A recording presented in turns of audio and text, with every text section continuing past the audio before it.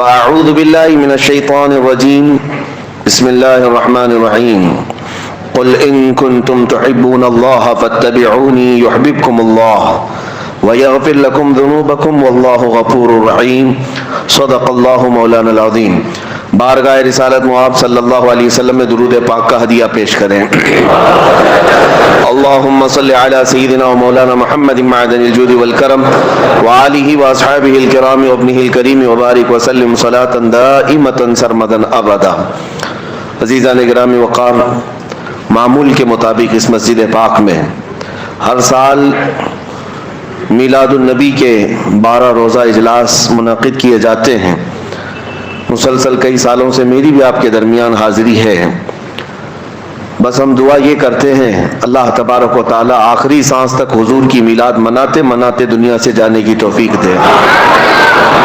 اور یقیناً یہ سنیوں کے حصے میں آیا ہے جو فخر سے کہتے ہیں حشر تک ڈالیں گے ہم پیدائش مولا کی دھوم.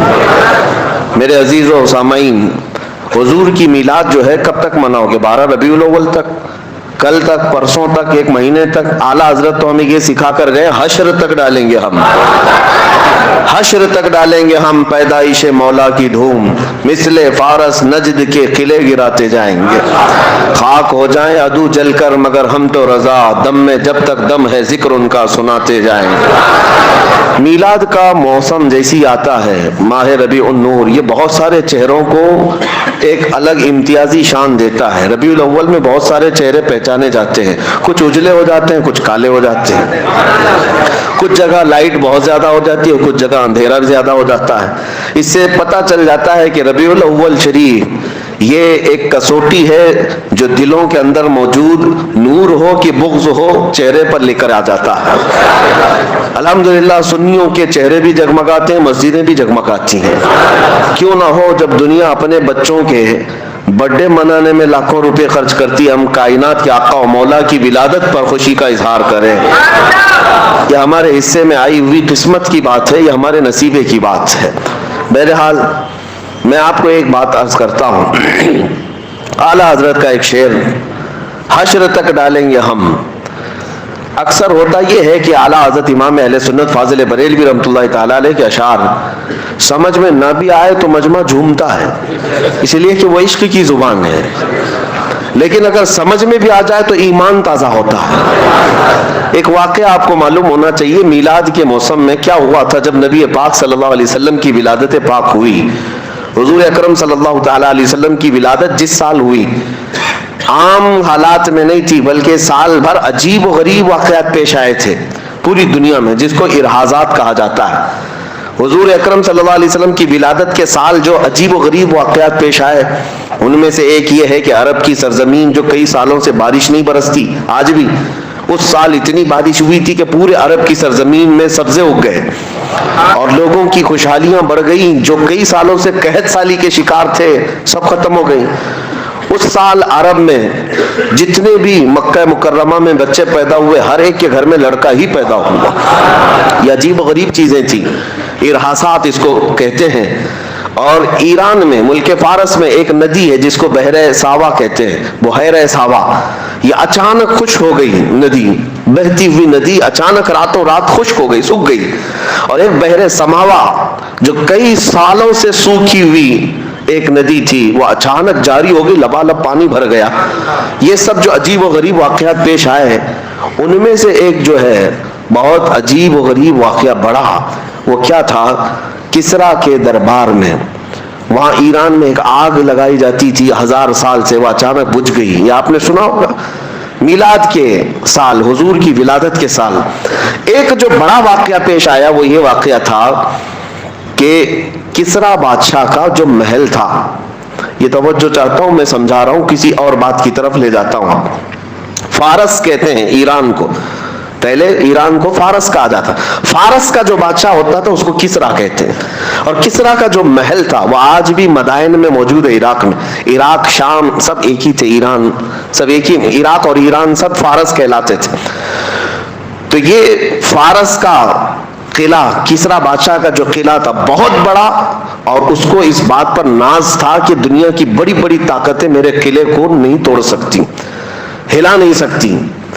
اس کا یہ غرور تھا، اس کا یہ اعلان گھمنڈ میں رہتا تھا بادشاہ کا. لیکن ربیع الاول شریف کے اس موسم میں حضور پاک صلی اللہ علیہ وسلم کی ولادت کے دن 12 ربیع الاول کو اچانک وہاں پر ایک زلزلہ آیا اور اس کی دیوار میں اتنا بڑا شگاف، اتنی بڑی پھٹن، دراڑ جو اس قلعے کے اندر ایسی پیش آئی کہ ایک آدمی دیوار میں سے آ جا سکتا ہے، گزر سکتا ہے. آج بھی موجود ہے، آج بھی عراق میں وہ موجود ہے. دیوار شق ہو گئی ہے اور آدمی اس میں سے داخل ہو سکتا ہے اتنا زیادہ، لیکن گرا نہیں. محل گرا نہیں ہے لیکن دیوار پھٹ گئی ہے. اور یہ اتنا عجیب واقعہ تھا، جیسے دنیا کو غرور تھا ٹائٹینک جہاز ڈوب نہیں سکتا، ڈوب گیا. اسی طرح سے کسرا کے محل کے بارے میں یہ اندازہ لگایا جاتا تھا کہ بڑے سے بڑا زلزلہ بھی جو ہے اس دیوار کو ہلا نہیں سکتا، اتنا مضبوط انہوں نے بنایا تھا. اب اسی سے اندازہ کرو 2000 سال گزرنے کے بعد آج تک وہ قلعہ محفوظ ہے، تو اس زمانے میں کتنا مضبوط رہا ہوگا. لیکن جب صبح ہونے کے بعد قلعے کی دیوار پھٹی دیکھا بادشاہ نے، تو سارے لوگوں کو بلایا گیا. یہ ہوا کیا؟ نجومیوں کو بلایا گیا، اپنے علم سے معلوم کرو، پتا چلو ایسا میرے محل میں ہوا کیوں. اچھا، جو کنگورے لٹکے ہوئے تھے 14 کنگورے، وہ سب زمین پر گر پڑے تھے. یہ اچانک نہیں ہو سکتا، ایسا کیسے ہوا؟ تو نجومی سب کاہن جو جوتش ہیں، اٹکل پچو تو مارتے تھے لیکن کبھی کبھار تیر لگتا بھی تھا.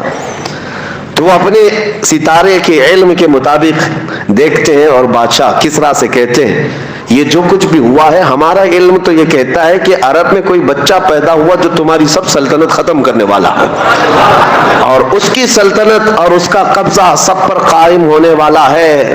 ہم نے علم نجوم کے اعتبار سے یہ پایا ہے آج ایک بچہ ایسا پیدا ہوا ہے جس کو امام زمن نے کہا تھا نا، آئی نئی حکومت سکہ نیا چلے گا، عالم میں رنگ بدلا صبح شب ولادت. اب یہ کیا ہوا؟ یہ ذہن میں واقعہ رکھو. کس کے قلعے کے اندر دراڑ آئی؟ فارس کا قلعہ. فارس کا قلعہ کب آئی؟ کب ہلی دیوار؟ ولادت کے دن، حضور کی ولادت کے دن. پتہ یہ چلا حضور کی ولادت کے دن اچھے اچھے قلعوں میں زلزلہ آتا ہے اور دیواریں پھٹ جاتی ہیں. تو اعلیٰ حضرت اب اس واقعے کو ذکر کرتے ہوئے کہتے ہیں سنو، تمہارے درمیان اب اس مسئلے کو واضح کر دیتا ہوں. حشر تک ڈالیں گے ہم پیدائش مولا کی دھوم، ہم میلاد کی دھوم ہر سال نہیں ہر دن مناتے رہیں گے. اور ہوگا کیا؟ یاد رکھو، مثل فارس کی طرح اب نجد کے قلعے گراتے جائیں گے. مکہ میں حضور کی پیدائش ہوئی تھی، فارس کے قلعے میں دراڑ آ گئی تھی، اور اب یہاں مدن پورہ میں بیٹھ کر میلاد منائیں گے، نجدی قلعے بھی ہلتے نظر آئیں گے. اور بہت دور نہیں، نجدی قلعے تو بہت دور ہوں گے، بہت قریب بھی ہلتے نظر آئیں گے. یہ کیوں ہلیں گے؟ اس کی وجہ یہی ہے، اعلیٰ حضرت فرماتے ہیں کہ مومن وہ ہے جو ان کی تعظیم پہ مرے دل سے. حقیقت میں مومن کون ہے؟ مومن وہ ہے جو ان کی تعظیم پہ مرے دل سے. نجدی بھی تو کرتا ہے ان کی تعظیم مرے دل سے، دونوں جگہ مرے دل سے ہے، لیکن دونوں کے معنی میں بڑا فرق ہے. پہلا والا جو مرے دل ہے وہ سنیوں کے حصے میں آیا ہے، اور دوسرا والا مرے دل جو ہے یہ گستاخوں کے حصے میں آیا ہے. بہرحال میرے عزیزوں، میلاد کی خوشیاں منانا اللہ تبارک و تعالیٰ نے اہل خیر کو حصہ عطا فرمایا، حضور کے چاہنے والوں کے حصے میں ہے. اللہ کریم ہماری نسلوں کو صبح قیامت تک حضور کی میلاد منانے والوں میں پیدا فرمائے. لوگ اس کے چیمے گوئیاں کرتے رہ گئے، اعتراضات میں رہ گئے، شک و شبہات میں رہ گئے، سوالات میں رہ گئے. بہت ساری باتیں ایسی ہیں میرے عزیزوں، مستحسن کام اسلام میں بزرگوں نے کیا ہے، اور ثواب اس پر اللہ تبارک و تعالیٰ کی طرف سے ملے گا، کیونکہ بزرگوں کا کیا ہوا کام بھی اجر و ثواب کا باعث ہوتا ہے. جو لوگ یہ آپ پروپیگنڈا پھیلاتے ہیں رسول اللہ کے زمانے میں نہیں ہوا، فلاں وقت نہیں ہوا، ارے میں دو باتیں بتاتا ہوں آپ کو.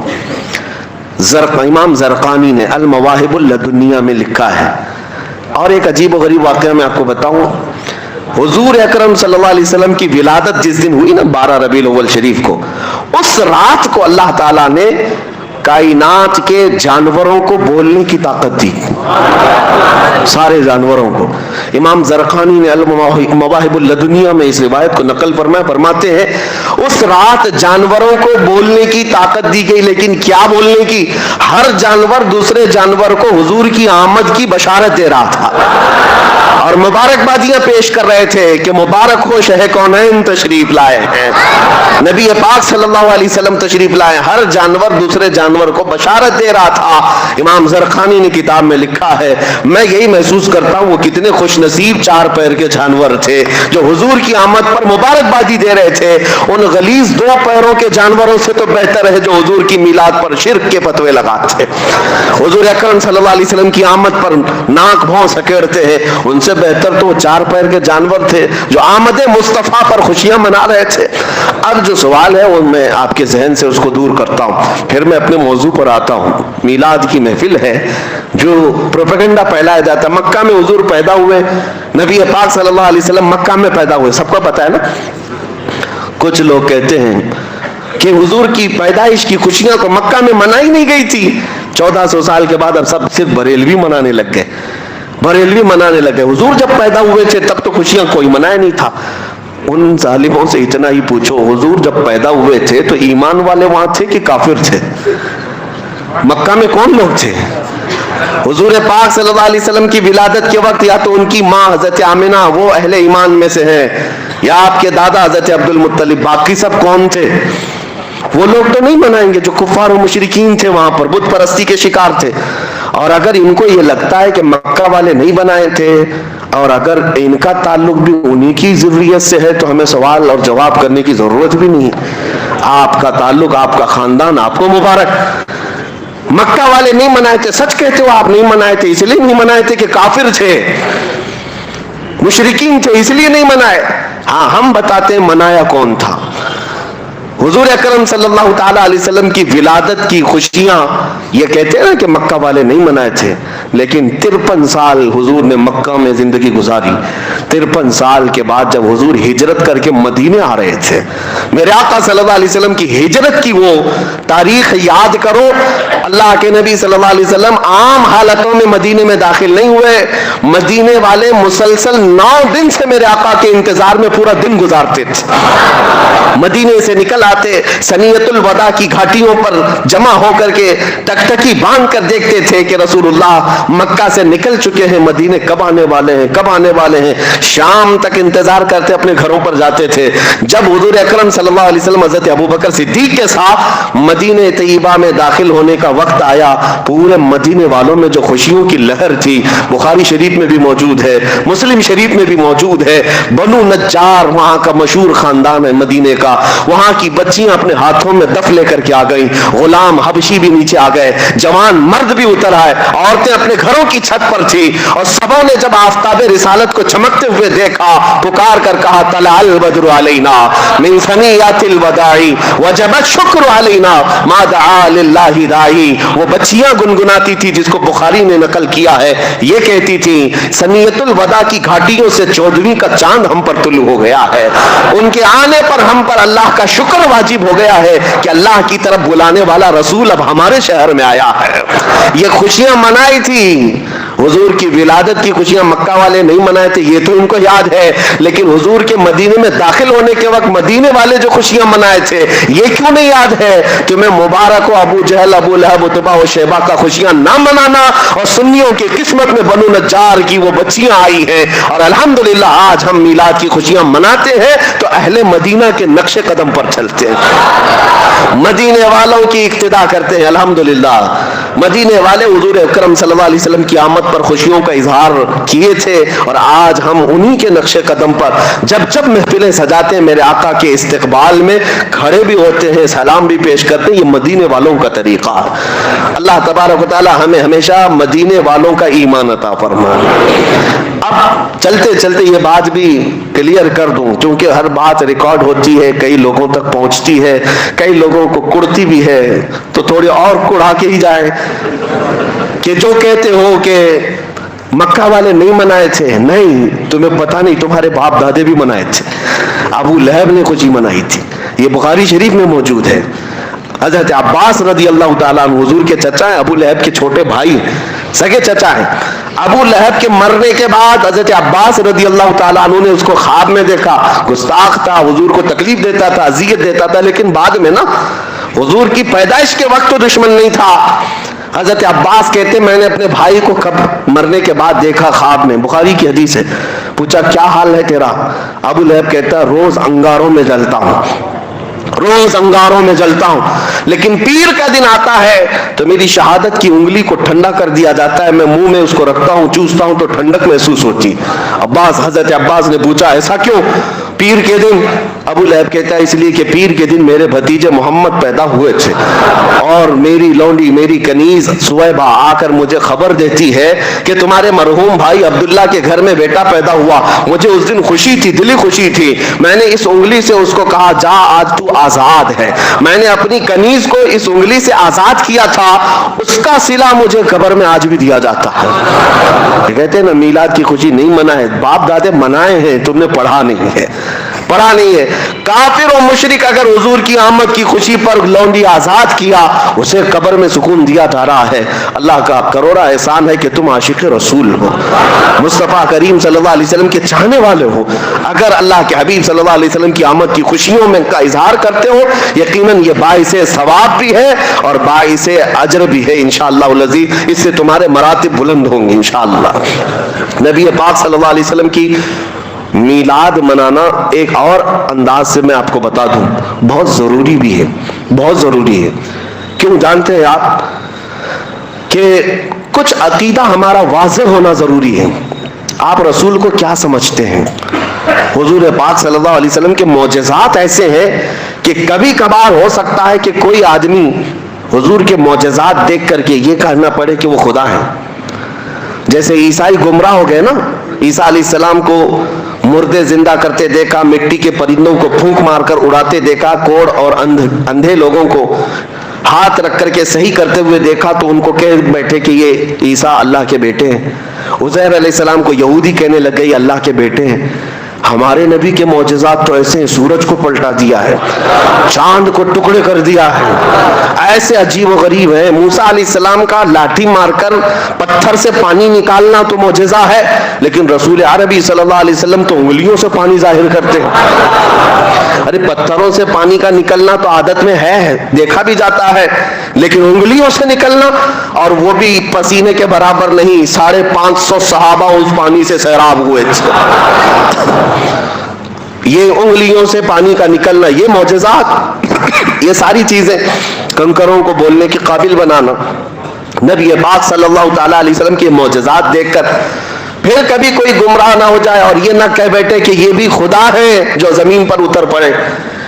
عزیزان گرامی وقار, اب خدا کی صفت کیا ہے؟ ہم خدا کو کیا مانتے ہیں؟ قل هو اللہ احد اللہ الصمد لم یلد ولم یولد ولم یکن له کفوا احد. یہ اللہ کے بارے میں جو عقیدہ ہے اس کا پورا خلاصہ اس سورے میں ہے. اے محبوب آپ فرما دے وہ اللہ ایک ہے, اللہ الصمد, اللہ بے نیاز ہے, کسی کا محتاج نہیں. اب جو بات آتی ہے وہ اصل بات ہے, لم یلد ولم یولد, وہ کسی سے پیدا نہیں ہوا اور اس سے کوئی پیدا نہیں ہوا. اللہ کسی سے پیدا ہوا ہے, کسی کا بیٹا ہے, نہ وہ کسی کا باپ ہے. وہ پیدا کسی سے نہیں ہوا اور نہ اس سے کوئی پیدا ہوا. یہ مین عقیدہ ہے لم یلد ولم یولد, جو عیسائیت کو بھی کاٹ دیتا ہے, کفر و شرک کو. ہندوؤں کے جو عقیدے ہیں وہ اس سے پیدا ہوا, وہ اس سے پیدا ہوا, پھر بھی بھگوان ہے, پھر بھی خدا ہے. خدا کا تصور ہمارے یہاں یہ ہے کہ وہ پیدا کسی سے نہیں ہوا اور اس سے کوئی پیدا نہیں ہوا. اب سنو, میلاد کے متعلق میں کہتا ہوں حضور پاک صلی اللہ علیہ وسلم کی میلاد منانا سنیوں اس لیے بھی ضروری ہے تاکہ ان ظالموں کو یہ بتائیں ہم رسول کو خدا نہیں مانتے, ہم رسول کو خدا نہیں مانتے, کیونکہ خدا وہ ہے جو پیدا نہیں ہوتا اور میرا رسول پیدا ہوا ہے. ہم میلاد کا دن منا کر کے بتا رہے ہیں کہ میرا رسول آمنہ کے لال پیدا ہوئے تھے 12 ربیع الاول کو. اور سنیوں کا عقیدہ یہ ہے کہ جو پیدا ہوتا ہے وہ خدا نہیں ہوتا. ہاں بس ساتھ میں یہ عقیدہ ہمارا ضرور ہے, میں مانتا ہوں اے عقل والوں میرا محمد خدا نہیں ہے, مگر دلوں میں یہ نقش کر لو کہ وہ خدا سے جدا نہیں ہے. بات سمجھ آ گئی؟ حضور کی میلاد منانا اس لیے ضروری ہے کہ ہم حضور کو خدا نہیں مانتے, ہم خدا نہیں مانتے, وہ اللہ کے رسول رسول ہیں، اللہ کے بندے ہیں اور خدا کی. اللہ کا کبھی میلاد منایا آپ نے؟ کسی سے سنا کہ اللہ کا بھی میلاد کا دن؟ وہ کسی دن پیدا ہوا نہیں. اسی لیے یہ شرک کو ختم کرنے والی چیز میلاد ہے، اور اس کو ہی یہ شرک بنا بیٹھے ہیں. شرک کو ختم کرتی ہے میلاد. اگر میلاد حضور کے لیے ہے تو اس کا مطلب ہے کہ اللہ پیدا نہیں ہوا اور رسول پیدا ہوئے. یہ سمجھ کر کے چلے. اب ہم آگے بڑھتے ہیں.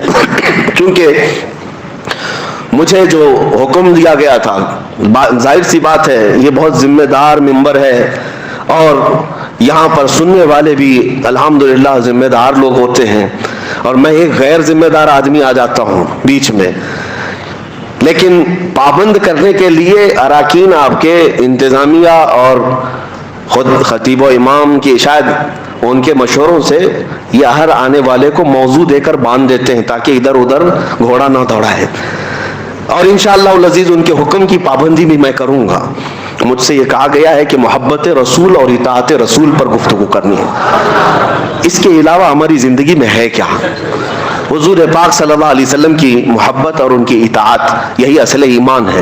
اور جو اب تک کی باتیں میں نے تمہید میں کہا، یہ میلاد کا موسم ہے، ضروری تھا آپ کے درمیان کرنا، اس لیے میں یہ ساری باتیں آپ کے سامنے رکھا تاکہ آپ کے دماغ میں خلیش نہ ہو. کیونکہ یہ موسم ہی ایسا ہے، بہت کیڑے سوشل میڈیا پہ باہر آتے ہیں، بہت آتے ہیں. دیکھنا آپ بہت ساری چیزیں میلاد کے متعلق، سارے پتہ نہیں ہر سال یہ ان کے پاس فکس موجود رہتا ہے. جیسی ربیع الاول کا چاند نظر آیا شروع ہو گیا، صحابہ نے نہیں منایا، تابعین نے نہیں منایا، اولیاء نے نہیں منایا. بھولے بھالے سنیوں کو صرف اور صرف یہی ساری باتیں کرنے. ان کو اب تک یہ شرم نہیں آتی کہ ان کی شادیوں کے کروڑوں کے خرچے کون سے صحابہ نے منائے تھے. یہ جس طرح کے اجتماعات اور کانفرنسیں جو کچھ بھی ہوتی ہیں کون سے صحابہ نے بنایا. اور یہ اب تو حالت یہ ہے کہ قومی وطن یعنی دن منانا ان کے نزدیک تو جائز ہے. یعنی نیشنل ڈے سعودی میں تو بہت دھوم دھام سے منایا جاتا ہے. ان سے پوچھو کون سے صحابی نے نیشنل ڈے بنایا تھا. نیشنل ڈے پر پوری چھٹی، ہر جگہ چراغاں، خوشیاں. حضور کی میلاد پر ہی ساری دلیلوں کی ضرورت. اور اب تو آپ دیکھ رہے ہیں جب اللہ کے نبی صلی اللہ علیہ وسلم کے نہ ہو سکو تو پھر اللہ تمہیں ہر ذلیل کے قدموں پر ڈال دے گا. حضور کے نہیں ہو سکے تو پھر کہاں ہوگے؟ ہاں، ہر گھر جھنڈا لگانے پر تو تیار ہیں. میرے مصطفیٰ کے جھنڈے پر اعتراض ہے، اور لوگوں کو راضی کرنے کے لیے کہاں کہاں جھنڈا لگایا، یہاں بھی لگایا، وہاں بھی لگایا، گھر پہ بھی لگایا، پیشانی پہ بھی لگایا. پھر بھی دیکھو بیچاری حکومت تم کو ہی دہشت گرد کہہ رہی ہے. جھنڈے لگاؤ، چار چار لگاؤ، ملک کے لگایا، اور بی جے پی پارٹی کے بھی جھنڈے لگایا، پھر بھی دہشت گرد تم ہی ہو. تم ان کو راضی نہیں کر سکتے. میں اس جماعت کی بات کر رہا ہوں جو حضور کی میلاد پر شرک و کفر اور بدعت کے فتوے لگائے اور باقی سارے نیتاؤں کے جھنڈے لگا کر گھومتے رہے. لیکن الحمدللہ ہمیں اس بات کا فخر ہے کہ ہم ایرے غیرے جھنڈوں کی طرف نہیں گئے. میرے ملک کے جھنڈے کی توہین نہیں کرتا میں. ہمارے ملک کا جھنڈا ہمارے لیے عزت کا اور فخر کا سبب ہے، لیکن ساتھ میں ہم یہ اعلان ضرور کرتے ہیں، کسی کی جے وجے کیوں پکارے، کیا غرض ہم کو؟ کسی کی جے وجے کیوں پکارے، کیا غرض ہم کو؟ ہمیں کافی ہے سید اپنا نعرہ یا رسول اللہ.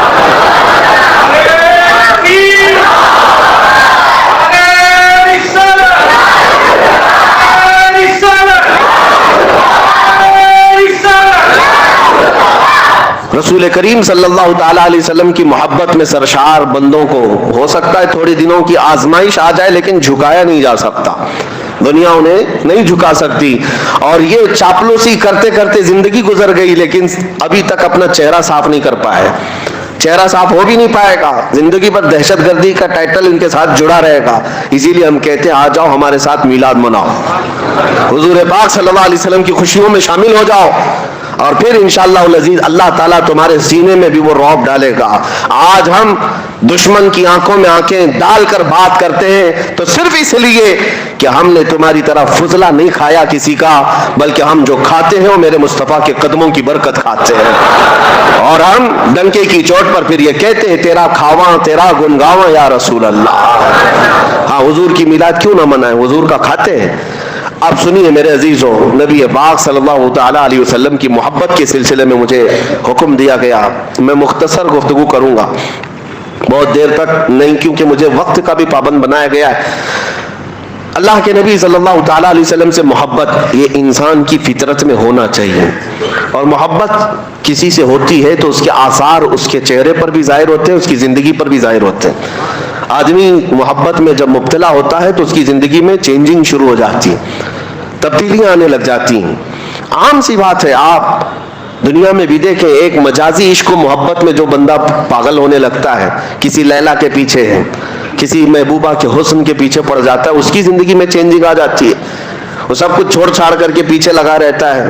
کبھی کبھار ہم نے دیکھا کتنے مجنو ایسے ہی بنے ہیں شعر و شاعری کرتے ہوئے.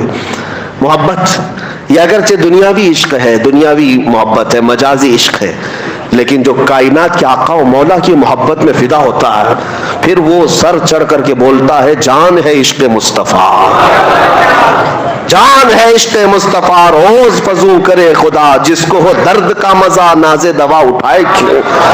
محبت کی ایک بات ہے میرے عزیزوں، جب تمہیں سچی محبت ہو جائے گا، یہ عام سی بات ہے تقریروں میں کہہ لینا یا کسی اور کو کہہ لینا کہ میں ان سے بہت محبت کرتا ہوں، یہ ایک الگ مسئلہ ہے. لیکن ریئل جو ہوتی ہے، جو ایک دم پیور جس کو کہتے ہیں، وہ محبت ہوتی ہے، تو پھر کائنات میں ہر جگہ اسے اپنے محبوب کا ہی حسن نظر آتا ہے. وہ اپنے محبوب کے علاوہ کسی چیز کا تذکرہ پسند بھی نہیں کرتا. ہم ایسے عاشقوں میں بریلی کے امام کو دیکھتے ہیں جنہوں نے اپنی زندگی حضور کی محبت میں فنا کر دی. ان کا حال تو یہ تھا، جس چیز کو دیکھتے اپنے نبی کو یاد کرتے. حضور پاک صلی اللہ تعالیٰ علیہ وسلم کی محبت، رچ بس جانا. محبت کی علامات میں آپ کو بتاتا ہوں. بندہ جب کسی کا ذکر کرتا ہے تو بار بار اس کا تذکرہ اس کی زبان پر آنے لگتا ہے، بار بار اس کا تذکرہ آنے لگتا ہے. میں آپ کے ذہن کو قریب کرنے کے لیے ایک بات کہتا ہوں. ایک بندہ مرید بننے کے لیے ایک بزرگ کے پاس، کہا کہ مجھے مرید بنا دیجئے. کہا جانتے ہو مجھ کو؟ کہا پہلے سنا تھا، آپ بڑے بزرگ، آپ کے پیچھے چلوں گا. انہوں نے کہا میرا جو طریقہ ہے وہ یہ ہے کہ پیر سے بے انتہا محبت ہونی چاہیے. کہا میں محبت کرتا ہوں آپ سے، مرید کر لیجئے آپ. کہا ایسی نہیں، میں دیکھنا چاہتا ہوں. دیکھنے کے لیے انہوں نے ایک طریقہ کیا اپنایا.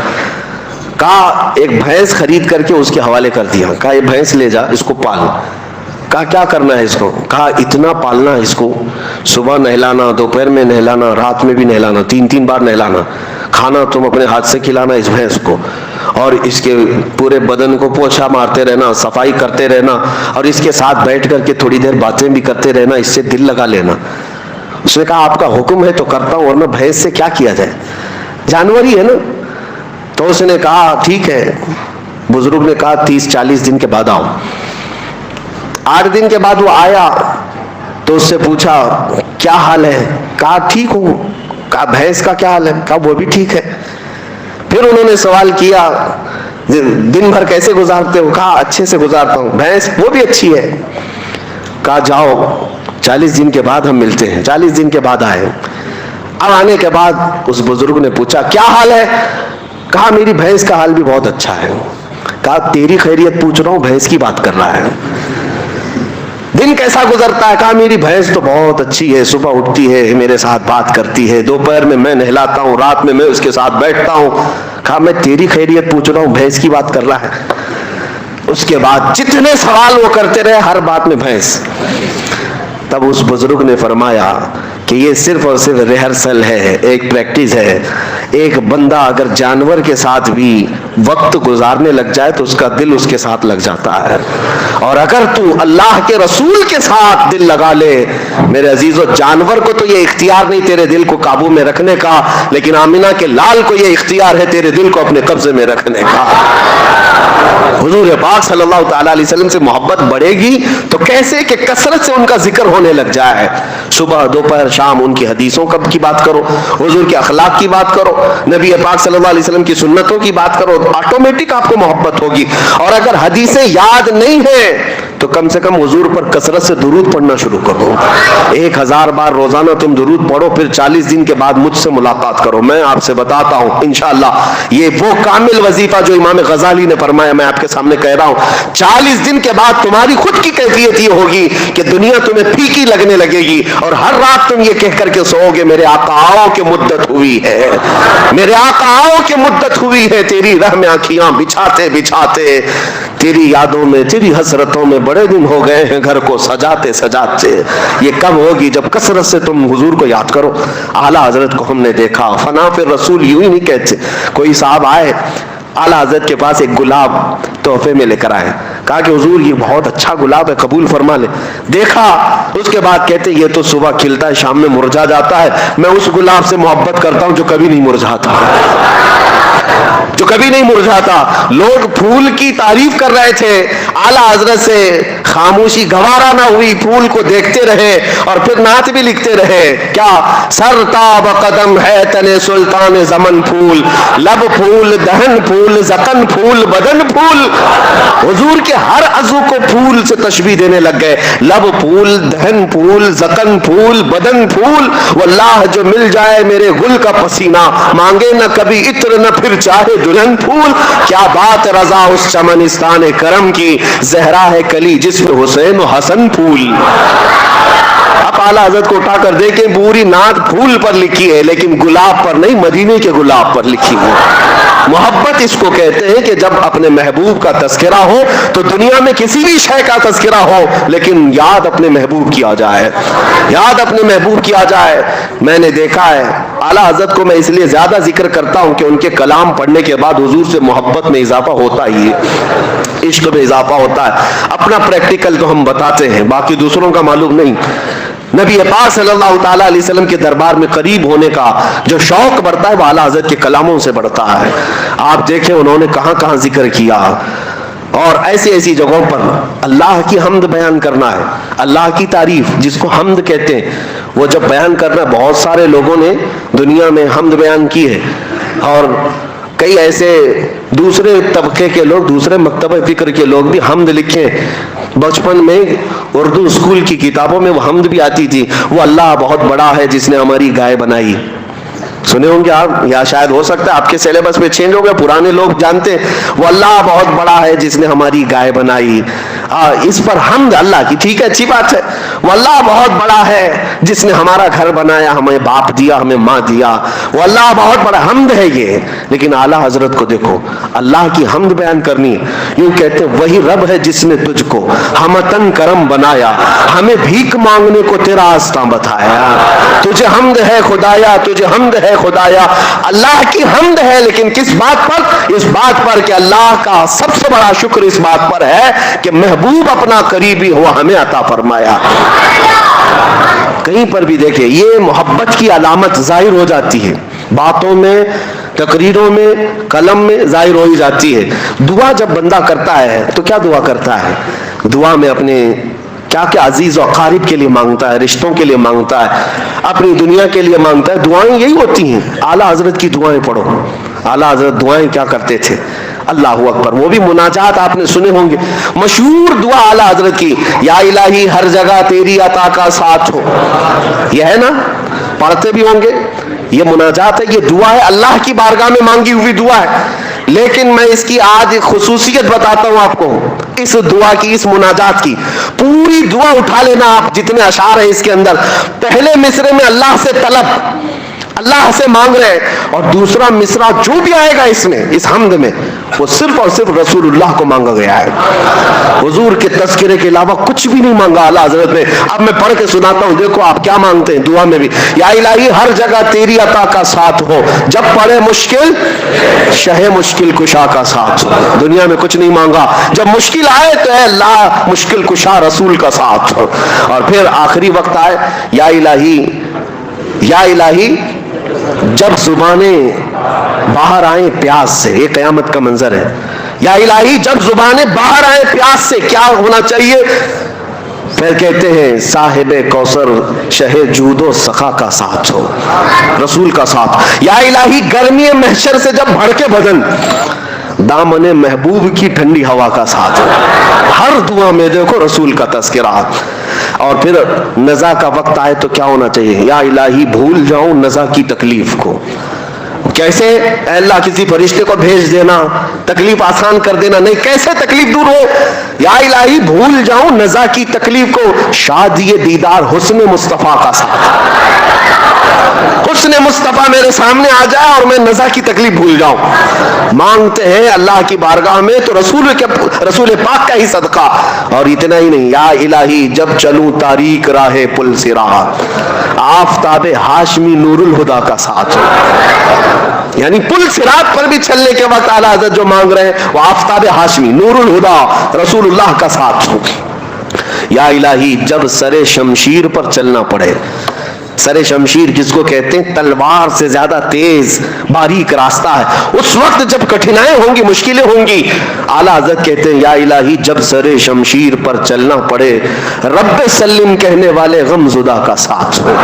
وہ بھی رسول پاک ہی ہیں, رسول پاک ہی ہیں ہر مصرے میں. یہاں تک کہ جب آپ نے اپنی مناجات کو ختم کیا, آخری شعر لکھنے پر آئے, کہتے ہیں یا الہی جب رضا خواب گراں سے سر اٹھائے.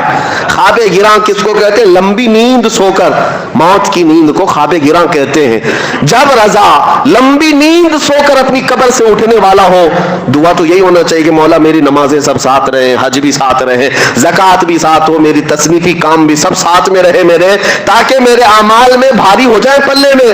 اعلیٰ حضرت کی دعا یہ نہیں ہے کہ میرے سارے اعمال ساتھ رہے. کہتے یا الہی جب رضا خواب گراں سے سر اٹھائے دولت بیدار عشق مصطفیٰ کا ساتھ. اگر کچھ رہے ہمارے پاس اس وقت مولا عشق مصطفیٰ ساتھ ہو. یعنی ہر جگہ جب رسول کا تذکرہ آئے تو یہ محبت کی علامت سمجھو. محبت صرف اور صرف ایک دوسرے کو کہہ لینے سے نہیں ہوتی, اس کی زندگی میں یہ چیزیں نظر آنے لگتی ہیں, اس کی ایکٹیویٹیز میں یہ چیزیں نظر آنے لگتی ہیں. بیٹھتے اٹھتے وہ میرے مصطفیٰ کو یاد کرتا ہے, ان کی اداؤں پر عمل کرنے لگ جاتا ہے.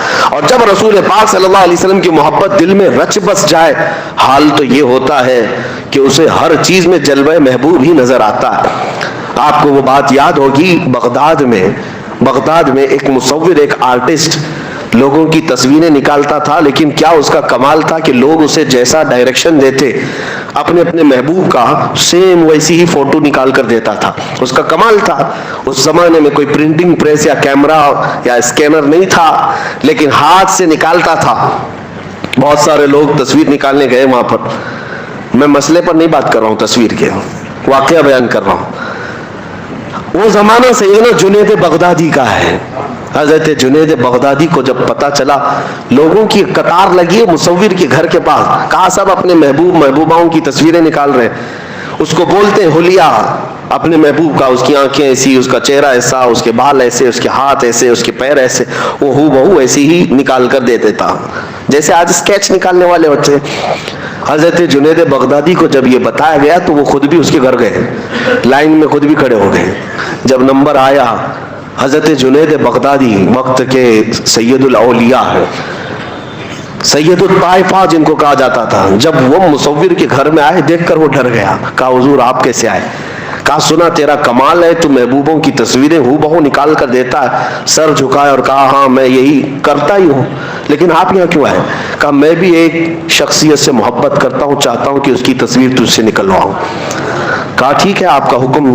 کہا کس سے محبت کرتے ہیں آپ؟ جنید بغدادی نے کہا میں اس سے محبت کرتا ہوں جس سے اللہ بھی محبت کرتا ہے. وامنہ کا در یتیم, مدینے کا تاجدار, ہم غریبوں کا ماوا و ملجا, محمد الرسول اللہ کی ذات. سن میں ان کا حلیہ بتاتا ہوں, ان کی آنکھیں کس طرح تھیں, ان کا چہرہ کس طرح تھا, ان کے رخسار کیسے تھے, ان کے لبھائے ناز کیسے تھے, ان کے دست مبارکہ, ان کے قدمائے پاک کیسے تھے. جنید بغدادی بتاتے جا رہے تھے, وہ قلم چھوڑ کر سنتے بیٹھا رہا. اس کے بعد کہا بس کیجئے, یہ تصویر میرے پاس پہلے سے بنی بنائی رکھی ہے, میرے پاس موجود ہے, میں آپ کو دیے دیتا ہوں. جنید بغدادی نے کہا تو لوگوں کی تصویریں بنانے کے لیے آرڈر لیتا ہے, کئی دنوں کے بعد بنا کے دیتا ہے, میرے محبوب کی تصویر پہلے سے ہے. اس نے کہا بات در حقیقت یہ ہے کہ میں بھی انہی سے محبت کرتا ہوں, ہم دونوں محبت میں شریک ہیں. کہا اچھی بات ہو گئی, جاؤ تصویر لے آؤ. وہ مصور کمال کا مصور تھا, اندر گیا اور جا کر کے پورا قرآن پاک لے کر کے آ گیا.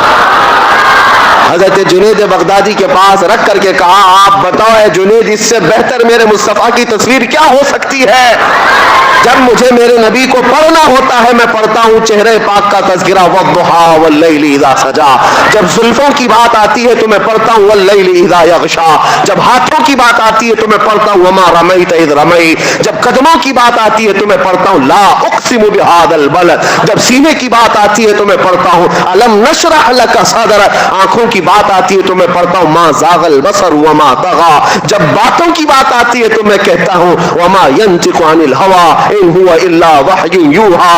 اسی کو علامہ نظمی میاں رحمۃ اللہ علیہ نے فرمایا تھا آغاز سے اخیر تک قرآن ہے نعت مصطفیٰ. محبوب کے بیان کا کیسا انوکھا ڈھنگ ہے.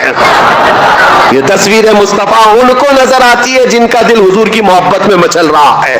ورنہ قرآن پڑھنے والے بھی بہت سارے بغض کے کیڑے رکھتے ہیں. انہیں حضور کے خلاف آیتیں ڈھونڈنے میں بڑا دلچسپی لگتی ہے. ورنہ جس کے دل میں حضور کی محبت ہو ہر آیت میں میرے آقا کی عظمت انہیں نظر آتی ہے. حضور پاک صلی اللہ تعالیٰ علیہ وسلم کی جھلکیاں انہیں قرآن میں نظر آتی ہیں.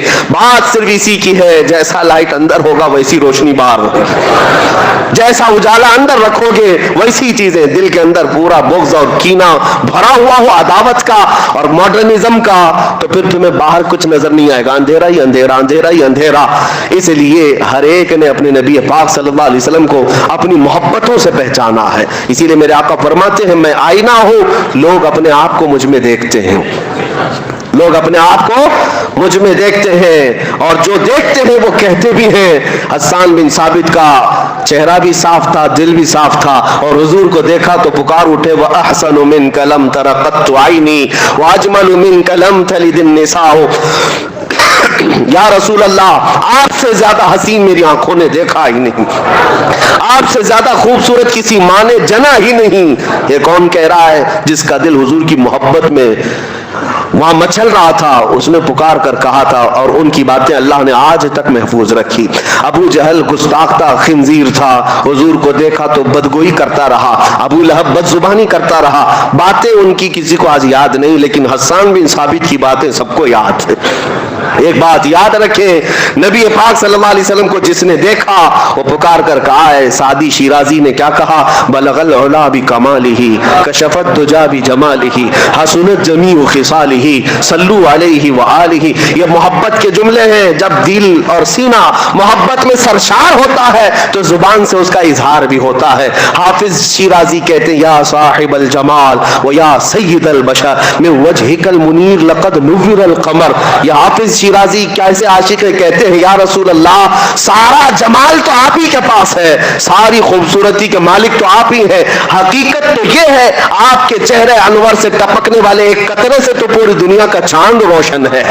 چاند کو جو روشنی ملی ہے وہ آپ کے چہرے انور سے ملی ہوئی ہے. اسی کو اعلیٰ حضرت نے بھی فرمایا ہے نا کہ قیامت یہ معراج کی شب نبی پاک صلی اللہ تعالیٰ علیہ وسلم کا تذکرہ کرتے ہوئے کہتے ہیں یہ جو تارے چمکتے ہیں نا اتنی روشنی یہ کیوں ہے؟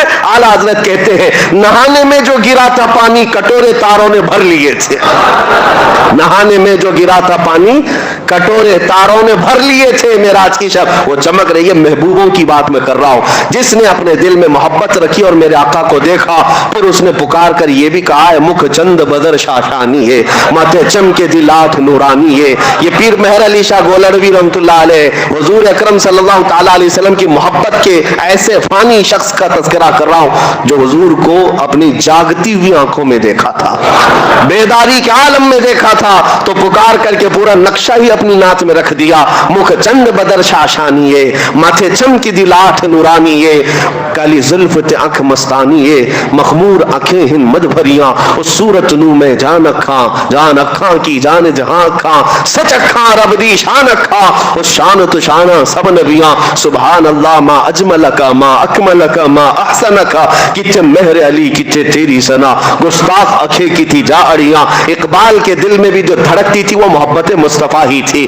اسی لیے اس نے پورے لوگوں کو یہ اعلاناً کہا تم کیا سمجھتے ہو نبی کی ذات کا مقام کیا ہے؟ ہو نہ یہ پھول تو بلبل کا ترنم بھی نہ ہو چمن دہر میں کلیوں کا تبسم بھی نہ ہو نہ یہ ساقی تو میں بھی نہ ہو خم بھی نہ ہو بس میں توحید دنیا میں نہ ہو تم بھی نہ ہو خیمہ افلاق کا استادہ اسی نام سے ہے نبض ہستی تپش آمادہ اسی نام نام سے ہے، دشت میں دامن کوثر میں میدان میں ہے، بحر میں موج کی آغوش میں طوفان میں ہے، چین کے شہر مراکش کے بیابان میں ہے، اور پوشیدہ ہر مسلمان کے ایمان میں ہے۔ وہ نام مصطفیٰ کا تذکرہ جب آتا ہے عاشقوں کا امام عشق و محبت جب اس حسن کا تذکرہ کرتے ہیں تو کیسے وہ کمال حسن حضور ہے کہ گمان نقص جہاں نہیں، یہی پھول خار سے دور ہے، یہی شمع ہے کہ دھواں نہیں۔ حضور کا تذکرہ کرنے میں اتنی نزاکتیں اعلیٰ حضرت نے تشبیہات جو دی ہیں، دنیا کا ایک ہی پھول ایسا ہے جس میں کانٹے نہیں ہیں، جس میں کانٹے نہیں ہیں، اور شمع ہے، حضور شمع ہے، لیکن ایسی شمع ہے جس میں دھواں نہیں ہے۔ دھواں جو ہے آنکھوں کو خیرہ کرتا ہے، جلن پیدا کرتا ہے، دھواں اچھی چیز نہیں سمجھی جاتی، اس لیے اعلیٰ حضرت نے شمع تو کہہ دیا میرے آقا کو، لیکن ساتھ میں کہا یاد رکھو یہ ایسی شمع ہے جس میں دھواں نہیں ہے۔ اور پھول تو میں نے کہا ہے لیکن پھول میں کبھی کبھار کانٹے ہوتے ہیں، یاد رکھو میرا پھول وہ ہے جس میں خار ہے ہی نہیں، کانٹے نہیں ہے۔ یہ تشبیہات، یہ محبت کی علامتیں ہیں میرے عزیزو۔ بس میں یہاں یہ بات عرض کرنا چاہوں گا، جب سینہ ان کی محبت میں دھڑکتا ہے تو ہر چیز دنیا کی حضور اکرم صلی اللہ تعالی علیہ وسلم کی محبت میں جگمگاتی ہوئی نظر آتی۔ ایک بات یاد رکھو، دنیا کی ہر شے اللہ کے رسول سے محبت کرتی ہے، سارے کائنات کے جانور سب رسول اللہ سے محبت کرتے ہیں۔ جس دن تم محبت میں برابر ہو جاؤ گے پھر یہ کائنات کے دوسرے جانوروں کے بھی حالات تمہیں بتا دیے جائیں گے۔ محبت میں اگر حضور کے برابر ہو گئے، بہت سارے چھپے ہوئے راز کائنات کے وہ تمہیں بتائے جائیں گے، سب راز کھولے جائیں گے، کیونکہ محبت میں جب عاشق سب اسی مقام پر آ جاتے ہیں تو راز کھول دیے جاتے ہیں۔ میں تو مالک ہی کہوں گا کہ ہو مالک کے حبیب، یعنی محبوب و محب میں نہیں میرا تیرا۔ اب میں آپ سے محبت کرتا ہوں، آپ مجھ سے محبت کرتے ہیں، ایک چیز یہاں رکھی ہوئی ہے، آپ یہ نہیں کہیں گے یہ تیرا ہے یہ میرا ہے۔ محبوب اور محب کے درمیان میرا تیرا نہیں ہوتا، جو تیرا ہے وہ میرا ہے، جو میرا ہے وہ تیرا۔ اس محبت کا تذکرہ اعلیٰ حضرت نے جو فرمایا وہ میں یہی کہتا ہوں، جب تم حضور پاک صلی اللہ علیہ وسلم کی محبت میں وہ مقام پاؤ گے، کائنات میں جو کچھ بھی حضور کا ہے وہ تمہارا بھی ہے، کیونکہ پھر میرا تیرا نہیں ہوگا، جو میرے رسول کا ہے وہ میرا ہے، اور جو میری زندگی ہے وہ سب رسول کی ہے، حضور پاک کے قبضے میں ہے۔ اس محبت کے مقام پر پہنچنے کے لیے اپنی زندگیوں کو بدلو۔ یہ جو دنیاوی عیش و عشرت میں ہم پڑے ہیں، دنیا ہمیں ذلیل کر کے مار ڈالے گی، کچھ نہیں ہونا ہے۔ ہم نے بہت سارے جنازے جاتے دیکھے ان لوگوں کے بھی جن کو یہ لگتا تھا کہ دنیا کی دولت ہی سب کچھ ہے، لیکن دولت انہیں نہ بچا سکی نہ ان کو سکون دے سکی، کچھ نہیں۔ حتیٰ کہ میں نے ان بزرگوں کو دیکھا ہے، مصر میں ایک بہت بڑے بزرگ جن کا انتقال ہوا تھا، انہوں نے قرآن کی تفسیر بھی لکھی لیکن عاشق رسول تھے۔ ان کی موت کے وقت ہمارے استاذ اور کئی علماء وہاں پر بستر کے پاس موجود تھے، شیخ متولی شعراوی رحمۃ اللہ علیہ، ان کے بارے میں یہ چیز ہمارے استاد نے بیان کی۔ جب بستر پر وہ لیٹے ہوئے آخری سانسیں لے رہے تھے، بات چیت کر رہے تھے، تھوڑی دیر کے بعد جو قریب سرہانے کے کھڑے تھے ان کو کہا ادھر سے ہٹ جاؤ، ادھر سے ہٹ جاؤ، لوگوں کو ہٹایا، اور اس کے بعد مسکراتے ہوئے انگلی اٹھائی اور کہا اشہد ان لا الہ الا اللہ واشہد انک رسول اللہ۔ کلمہ طیبہ جو پڑھا جاتا ہے، آپ پڑھتے ہیں نا اشہد ان لا الہ الا اللہ واشہد ان محمدن عبدہ و رسولہ، جس کا مطلب ہوتا ہے میں گواہی دیتا ہوں کہ اللہ کے سوا کوئی معبود نہیں، میں گواہی دیتا ہوں کہ محمد صلی اللہ علیہ وسلم اللہ کے بندے اور اس کے رسول ہیں۔ یہی کلمہ ہے، یہی ترجمہ ہے۔ لیکن اس بزرگ نے جو کلمہ پڑھا تھا وہ کیا تھا؟ اشہد ان لا الہ الا اللہ واشہد انک رسول اللہ، میں گواہی دیتا ہوں کہ اللہ کے سوا کوئی معبود نہیں، اور میں گواہی دیتا ہوں کہ آپ اللہ کے رسول ہیں، میں گواہی دیتا ہوں کہ آپ اللہ کے۔ یہ کلمہ اسی وقت بندہ کہہ سکتا ہے جب رسول کو اپنے قریب دیکھ رہا ہو، ہر ایک کو یہ کہنے کا نہیں ہے، حضور کو اپنے پاس دیکھ رہا ہو۔ یہ ہمارے اساتذہ گواہ ہیں، ہم نے دیکھا ہے بزرگوں نے جب حضور کی محبت میں اپنی زندگیاں قربان کی ہیں، ان کی محبت میں وہ سرشار رہے تو جانے سے پہلے بھی انہیں اعزاز سے بخشا گیا ہے۔ حضور پاک صلی اللہ علیہ وسلم ان کے سرانے کے پاس تشریف لائے، اور جب حضور قریب ہو تو پھر موت کا درد کیا، پھر روح کے نکلنے کا احساس کیا۔ اس چیز کو امام اعظم ابو حنیفہ رحمۃ اللہ علیہ نے ایک واقعے سے بیان فرمایا تھا۔ ایک شخص ان سے سوال کرنے آیا تھا، کہا کہ سنا ہے مومن کی موت الگ ہوتی ہے، کافر کی موت الگ ہوتی ہے، مومن کو تکلیف نہیں ہوتی، کافر کو بہت تکلیف ہوتی ہے، یہ کہاں سے ثابت ہے؟ امام اعظم ابو حنیفہ نے فرمایا سورہ یوسف پڑھو سمجھ میں آئے گا. سورہ یوسف پڑھ کے آیا, موت کا ذکر ہی نہیں. کہا اس میں تو کہیں ہے نہیں. کہا پھر سے پڑھ کے آؤ. پھر گیا, کہا اس میں تو کچھ نہیں. کہا کیا ہے؟ کہا یوسف اور زلیخا کا واقعہ ہے. امام اعظم ابو حنیفہ فرماتے ہیں میں وہی تو کہہ رہا ہوں تجھ کو, یوسف اور زلیخا کے واقعے میں کیا پڑھا؟ یہ نہیں پڑھا کہ زلیخا نے ساری عورتوں کو ایک محل میں جمع کیا, سب کے ہاتھوں میں لیمو دیا اور چھری دیا اور کہا جب یوسف آئیں گے میں کہوں گی تو کاٹ دینا. کہا ہاں یہ پڑھا. پھر کیا ہوا؟ کہا یوسف آئے, سجا کر ان کو سنوار کر زلیخا نے لایا حال میں, عورتوں سے کہا کہ اب لیمو کاٹو. عورتیں یوسف کو دیکھتی رہی اور انگلیاں کاٹ دیں. لیمو سب کا گر گیا, 4 انگلیاں کٹ گئی. یہ قرآن میں ذکر موجود ہے. مجھے بتاؤ, آپ کی بات الگ ہے, عورت وہ بھی انگلی کاٹے گی؟ انگلی کاٹے گی؟ چھوٹی سی چیز پر ہا ہو چلانے والی عورت 4 انگلیاں کاٹ لے گی. وہ کٹ گئی, کاٹی نہیں تھی, وہ کٹ گئی, وہ حسن دیکھنے میں مصروف تھی. امام اعظم فرماتے ہیں اسی واقعے سے میں نے اخذ کیا ہے مومن کی اور کافر کی موت میں فرق کیا ہوتا ہے. کافر تو بھیانک شکلیں دیکھ رہا ہوتا ہے, درد میں مبتلا رہتا ہے. مومن کی روح نکلنے کا احساس اس لیے نہیں ہوتا کہ حسن مصطفیٰ سامنے ہوتا ہے. جمال یوسف کو دیکھتے ہوئے کٹی ہوئی انگلیوں کا درد نہیں معلوم ہوتا تو جمال محمد دیکھنے کے وقت روح نکلنے کا بھی احساس نہیں ہوگا. ہم تمنا یہی کریں گے انشاءاللہ, حضور ہمارے سرانے تشریف لائیں گے, اپنے حسن دو عالم سے ہم سب کی آنکھوں کو نوازیں گے, ضرور نوازیں گے. لیکن شرط یہ ہے کہ دنیا کی مجازی عشق و محبت اور ان کے حسن کے فتنوں سے اپنی آنکھوں کو آزاد کر لو. آج اپنی آنکھوں کو پاک کر لو. انٹرنیٹ کے دیوانے ہیں, ان نوجوانوں سے کہتا ہوں رات بھر موبائل کے چکر میں اسکرین پر جو بھیانک تصویریں تمہیں آج دکھائی جاتی ہیں, عریاں تصویریں, ننگی تصویریں, اور اتنا بڑا طبقہ ہمارے نوجوانوں کا اس میں ہلاک ہو گیا ہے, برباد ہو گیا, جوانیاں ختم کر بیٹھے ہیں. ایک دو نہیں, میرے پاس ہزاروں کی مثالیں موجود ہیں. یہ انٹرنیٹ جو ہے افیون, کوکین اور چرس گانجے سے بھی زیادہ خطرناک نشہ ہے. یہ ایڈکٹ بنا چکا ہے, آپ کو اندازہ بھی نہیں, آپ نشہ خور ہو چکے. بغیر کھانے پینے کے دن بھر رہ سکتے ہو, انٹرنیٹ کے بغیر پورا دن نہیں گزرتا آج تمہارا.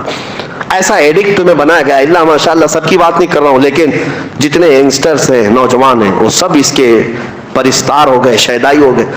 اور ہوتا کیا ہے, ٹھیک ہے انٹرنیٹ کے استعمال کو میں ناجائز و حرام نہیں کہتا, بہت ساری چیزیں آج اسی پر ڈیپینڈ ہیں, بغیر اس کے کام نہیں ہوتا. لیکن سرچ رپورٹ یہ بتاتی ہے کہ 80% نوجوان صرف پورنوگرافی سرچ کرتے ہیں, صرف بھیانک تصویریں, گندی تصویریں, عریاں فلمیں دیکھنے کے لیے اس کا استعمال ہوتا ہے. لوگ تم اگر یہ سمجھتے ہو کہ کوئی نہیں دیکھ رہا, قرآن کہتا ہے کہ تمہاری آنکھوں کی خیانت کو بھی اللہ دیکھ رہا ہے, تمہارے دلوں میں گزرنے والے حالات سے بھی مولا واقف ہے. اللہ تبارک و تعالیٰ بے خبر نہیں ہے. لہٰذا تم جب اپنی آنکھوں کو بے حیا کر ڈالو گے, ان آنکھوں کو گندی کر ڈالو گے, پھر کس منہ سے یہ تمنا کرو گے کہ میری آنکھوں کو بھی دیدار مصطفیٰ میسر آ جائے. آنکھوں کو پاک رکھو گے تو یہ کہہ سکتے ہو کچھ ایسا کر دے میرے کردگار آنکھوں میں, ہمیشہ نقش رہے روئے یار آنکھوں میں. یہ مفتی اعظم ہند کی دعا ہے, شہزادہ اعلیٰ حضرت فن, اب وہ بھی عاشق رسول دعا کرتے ہیں اللہ کی بارگاہ میں. تو کیا ہے, اللہ کی بارگاہ میں کچھ ایسا کر دے میرے کردگار آنکھوں میں, ہمیشہ نقش رہے روئے یار آنکھوں میں. حضور کا چہرہ ہمیشہ میرے آنکھوں میں نقش ہو جائے. انہیں نہ دیکھا تو کس کام کی ہیں یہ آنکھیں, کہ دیکھنے کی ہے ساری بہار آنکھوں میں. اور پھر کہتے ہیں فرشتے جو پوچھیں قبر میں کس کی امت ہو. یہ عاشقوں کا جواب دیکھیں, جو سچا محبت کرنے والا ہے وہ کیا کہتا ہے, فرشتے جو پوچھے قبر میں کس کی امت ہو, مفتی اعظم کہتے ہیں میں جواب دوں گا لو دیکھ لو ہے تصویر یار آنکھوں میں, لو دیکھ لو کہ ہے تصویر یار آنکھوں میں. عزیزان گرامی, آنکھوں کو پاک کرو اور پھر تمنا کرو وہ یقیناً رسول نوازیں گے, میرے آقا صلی اللہ تعالیٰ علیہ وسلم نوازیں گے. میں نے اپنی زندگی میں جو عجائبات پچھلے 2 سالوں میں دیکھے, کبھی نہ سنے تھے نہ دیکھے تھے. اتنی بات ضرور کہوں گا, حضور کی محبت میں اور ان کی عزت میں جب بات کی جاتی ہے, ایک رات بھی وہ رسول ہمیں تنہا نہیں چھوڑتے, تنہا نہیں ہونے دیتے. اس محبت میں آنے کے لیے آپ کا دل دھڑکے, اس نبی کے لیے سینسیٹیو ہو جاؤ, سیریس ہو جاؤ. کرنٹ کو, تار کو ہاتھ لگانے سے جیسے شوق لگتا ہے, حضور کی عزت پر اگر توہین کی کوئی بات کرے تو اس سے زیادہ سخت کرنٹ آپ کو لگنا چاہیے. اس سے زیادہ لگنا چاہیے. یہ محبت کی علامت ہے. میں ہر چیز برداشت کر لوں گا, میرے نبی کے خلاف کوئی ایک جملہ برداشت نہیں کروں گا. میرے عزیزو, یہ صرف ممبر پر نہیں, میں ایک بہت چھوٹا سا آدمی ہوں. میں اپنے لیے کوئی بڑے بڑے القاب ٹائٹل پسند نہیں کرتا, نہ ہی میرے نام کے نعرے میں پسند کرتا ہوں. میں تو صرف اتنی دعا کرتا ہوں کہ سگے طیبہ سب مجھے کہہ کر پکاریں بے دم, سگے طیبہ سب مجھے کہہ کے پکاریں بے دم, یہی رکھیو میری پہچان مدینے والے. میں یہی دعا کرتا ہوں کہ سب مجھے مدینے کا کتا کہہ کر پکاریں, یہ میری پہچان سب سے بڑی ہے. یہ میرے لیے اعزاز ہے. رسول عربی صلی اللہ علیہ وسلم کا کتا ہے. یہ بے دم وارسی نے دعا کی تھی, سگے طیبہ سب کہہ کے پکارے مجھ کو بے دم, سب لوگ مجھے طیبہ کا کتا کہہ کر پکارے, یہی رکھیو میری پہچان مدینے والے ہیں. میری پہچان اتنی رہے. لیکن میں آپ سے یہ کہنا چاہتا ہوں میرے عزیزوں, آپ حضور اکرم صلی اللہ تعالیٰ علیہ وسلم کے لیے جس دن سیریس ہو جاؤ, عزتیں تمہارے قدموں میں ہیں, عزتیں تمہارے انتظار میں ہیں. آج جو کچھ بھی ملنا ہے اس نبی پاک سے ملنا ہے. لا ورب العرش, جس کو جو ملا ان سے ملا. بڑھتی ہے کونین میں نعمت رسول اللہ کی. اعلیٰ حضرت نے ہمیں یہ بتایا ہے, خلق کے حاکم ہو تم یا رسول اللہ, رزق کے قاسم ہو تم, جو ملا تم سے ملا, تم پہ کروڑوں درود. اور بخدا خدا کا یہی ہے در, نہیں اور کوئی مفر مقر, نہ بھاگنے کی جگہ نہ ٹھہرنے کی جگہ. حضور کو چھوڑو گے نہ بھاگنے کی جگہ ملے گی نہ ٹھہرنے کی جگہ ملے گی. جو وہاں سے ہو یہیں آ کے ہو, جو یہاں نہیں تو وہاں نہیں. یہ اس بات کو طے کر کے چلو. آج نوجوانوں کو میں اعلاناً پکار کر کے کہنا چاہتا ہوں, کچھ چیزیں کیا میرے نبی کے لیے نہیں چھوڑ سکتے؟ دنیاوی عشق و محبت میں تم اپنے کپڑے بھی بدل لیتے ہو, اپنے جسم کو بدل لیتے ہو. محبوبہ کو اگر لال کلر پسند ہے تو تم لال ہو جاتے ہو, اسے پیلا پسند ہو تو پیلے ہو جاتے ہو. مصطفیٰ کریم صلی اللہ تعالیٰ علیہ وسلم کو نماز پسند ہے تو کیا فجر میں اپنا بستر نہیں چھوڑ سکتے؟ کیا اپنے نبی پاک صلی اللہ علیہ وسلم کی آنکھوں کو ٹھنڈک پہنچانے کے لیے تمہارے دل میں اتنی محبت باقی نہیں ہے کہ گھر سے ساری چیزیں چھوڑ کر کے میں بھاگ کر نکلوں؟ نماز تو ہے اللہ کی عبادت, لیکن مجھے میرے نبی کی آنکھوں کو ٹھنڈک پہنچانی ہے. اپنے باپ کے لیے دوڑتا ہے بندہ, اپنی بیویوں کے لیے دوڑتا ہے, کیا اپنے رسول کے لیے نہیں دوڑ سکتا؟ تمہارا بچہ اگر کوئی ایک مٹھائی کی اور ایک کھلونے کی خواہش کرے تو تم بھاگتے بھاگتے چلے جاتے ہو, اس کے ایک چاکلیٹ کے لیے تم بھاگتے ہو. میرے رسول کی آنکھوں کی ٹھنڈک کے لیے کون بھاگتا ہے آج؟ کیوں نہیں اٹھتے؟ اللہ کے نبی سے اگر سچی محبت ہے تو یہ بستروں کو چھوڑ کر مسجدوں میں آ جاتے. اس کے علاوہ مصطفیٰ کریم صلی اللہ تعالیٰ علیہ وسلم سے محبت ہے تو پھر کانوں میں یہ صرف بالی ووڈ اور ہالی ووڈ کیوں بجتے ہیں؟ یہ گندے نغمے اور یہ فلمی ترانے کیوں بجتے ہیں تمہارے کانوں میں؟ تم ان کے ایڈکٹ اور ان کے عاشق کیوں بن گئے ہیں؟ تمہیں پتا ہے قیامت کے دن حکم ہے, گانے سننے والوں کو فرشتوں کو حکم دیا جائے گا, سیسا آگ میں پگھلا کر ان کے کانوں میں ڈالا جائے کہ بھیجا باہر آ جائے. تمہیں کیا ضرورت ہے؟ تم اس قوم میں نہیں ہو, عیش کرنے کے لیے یہاں نہیں پیدا کیے گئے, تم رسول اللہ کے ہو, میرے آقا صلی اللہ علیہ وسلم کی خیر امت ہو. دنیا کیا کر رہی ہے اس سے تمہیں مطلب نہیں. بہت سارے نوجوان یہ سمجھتے ہیں, ہم بولتے ہیں تو ان کو ایسا لگتا ہے کہ ہمارے عیش کو کیوں ختم کر رہے ہیں آپ, ہمارے عیش کو کیوں ختم کر رہے ہیں؟ ساری دنیا آج اتنے آگے بڑھ گئی ہے, تمہیں ساری دنیا کو دیکھنے کے لیے نہیں بھیجا گیا, تمہیں گنبد خضرا دیکھنے کے لیے بھیجا گیا, تمہیں رسول پاک کی اقتدا کے لیے پیدا کیا گیا. تم چلو تو آمینہ کے لال کے پیچھے چلو, عزتیں اسی میں ہے. میرے عزیزو, آج جو یہ کہتے ہیں نا صرف سوٹ بوٹ میں ہی عزت ہے, جن کو لگتا ہے کہ ٹائی سوٹ بوٹ میں پہنیں گے تو ہی عزت ہے, ہم نے دیکھا ہے ان ملا لوگوں کو جس سے امریکہ بھی آج خوف سے تھرا رہا ہے. آپ پگڑیاں پہنتے ہیں, جبہ کرتا پہنے ہوئے ہیں, لیکن سپر پاور کو ڈرا کر کے بیٹھے ہوئے. کیا یہ آج دنیا میں نہیں ہے؟ آج نہیں ہے یہ حالات؟ کچھ مولوی لوگوں نے یہ بھی ثابت کر کے دکھایا ہے کہ لباس سے عزت نہیں ہے, حضور کی غلامی میں عزت ہے. جہاں نبی پاک صلی اللہ تعالیٰ علیہ وسلم کی وفاداری کرو, دنیا طاقت کے سامنے جھکنے پر آج مجبور ہے. اور ایک بات یہ بھی بتا دیتا ہوں کہ جو لوگ یہ کہتے ہیں یورپ کی سرزمین میں, ابھی 4 سال پہلے کی بات, 3-4 سال پہلے کی بات, ہالینڈ میں پارلیمنٹ کے اندر بیٹھے ہوئے منسٹرز ڈسکس کر رہے ہیں کس بات پر؟ ارے وہ بہت پاش کنٹری ہے, بہت ترقی یافتہ ملک ہے, نیدرلینڈ ہو, یورپ ہو, سب جانتے ہیں آپ, لیکن وہاں بیٹھے ہوئے منسٹر ڈسکشن کس بات پر کر رہے ہیں؟ ارے بہت دور ایک ملک میں ویل چیئر پر ایک مولوی بیٹھتا ہے, لبیک یا رسول اللہ کے نعرے لگاتا ہے. اور معذور ہے دونوں پیروں پر کھڑا نہیں ہوتا، لیکن بات اس کی یورپ کی پارلیمنٹ میں ہو رہی ہے اور یہ بھی ٹویٹ کیا جا رہا ہے کہ یہ that is very danger person, وہ بہت ہی خطرناک آدمی ہے. یورپ تھر تھرا رہا ہے، جن کے پاس کوئی ایسی طاقت نہیں جس کو انہوں نے نہیں جمع کیا ہو، سارے پیٹروٹ، میزائل، بم دھماکے سب تمہارے پاس، ایک معذور عالم سے پھر بھی تمہیں ڈر لگتا ہے. اس سے پتہ یہ چلا ویل چیئر پر بیٹھا ہوا معذور عالم پوری دنیا کو ہلا کر دکھاتا ہے، تو پتہ یہ چلتا ہے طاقت تخت اور تاج کو نہیں کہتے، طاقت عشق مصطفیٰ کو کہتے ہیں. حضور کی محبت اگر سینے میں ہو تو اللہ خود دشمنوں کے دلوں پر رعب طاری کر دے گا، خود اللہ دشمنوں پر رعب طاری کرے گا. آج خلاصہ کلام یہی ہے جس کو اقبال نے کہا کہ محمد سے وفا تونے تو ہم تیرے ہیں، یہ جہاں چیز ہے کیا لوح و قلم تیرے ہیں. آؤ میرے عزیزو اس بات پر آپ اپنی تقریر ختم کرتے ہیں. اٹھو قوت عشق سے ہر پست کو بالا کر دو، دہر میں نام محمد سے اجالا کر دو.